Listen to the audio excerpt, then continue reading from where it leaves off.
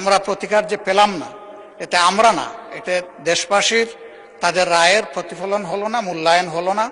আমরা বিরোধী দলে বসে এই অবমূল্যায়ন আমরা মেনে নিতে পারি না। এই জন্য তার প্রতিবাদে আমরা ওয়াকআউট করছি। প্রতিকার চেয়েছিলাম, এ বিষয়টা কোনো দলের সাথে সম্পর্কিত না। যে বিষয়টা নির্বাচনের আগে সরকারি দল বিরোধী দল সবাই একমত হয়েছিলাম, এর সপক্ষে কথাও বলেছি, ক্যাম্পেইন করেছি।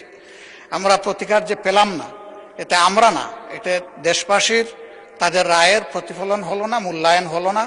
আমরা বিরোধী দলে বসে এই অবমূল্যায়ন আমরা মেনে নিতে পারি না। এই জন্য তার প্রতিবাদে আমরা ওয়াকআউট করছি। মাননীয় বিরোধী দল নেতা, আপনি আমার বক্তব্য তো সম্পূর্ণ করতে দিলেন না। আমি আপনার পুরো বক্তব্য শুনেছি।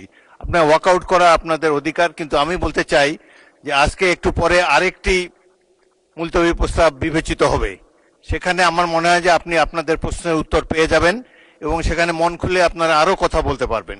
সুতরাং আমার অনুরোধ হলো আপনারা ওটা শোনেন, তারপরে যদি ওয়াকআউট করতে পারেন প্লিজ ফিল ফ্রি। তবে প্রস্তাবটির ভাগ্য কি নির্ধারণ হয় সেটি আপনি দেখার জন্য একটু অপেক্ষা করে দেখতে পারেন।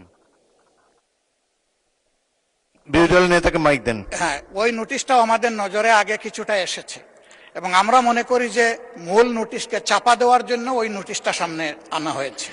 এই জন্য দুইটার প্রতিবাদেই আমরা এই সংসদ থেকে আপাতত মাননীয় বিরোধী দলের নেতা, ধন্যবাদ। মাননীয় নোটিশই তো উত্থাপন হয়নি, আপনি কি করে বুঝলেন কোনটা চাপা দেওয়ার জন্য এটা করা হচ্ছে? আমি অনুরোধ করছি একটু ধৈর্য ধরে অপেক্ষা করেন, নোটিশের বিষয়বস্তু শুনেন, তারপরে আপনারা feel free to walk out. আপনার অ্যাবসেন্সে এই হাউসে এই নোটিশটা পড়া হয়েছে, সংশ্লিষ্ট সদস্য এটা পড়েছেন, আমরা শুনেছি। এই জন্য আমরা বুঝে শুনেই বলছি যে এই দুই কারণেই আমরা এখন ওয়াকআউট করছি। আপনাকে ধন্যবাদ।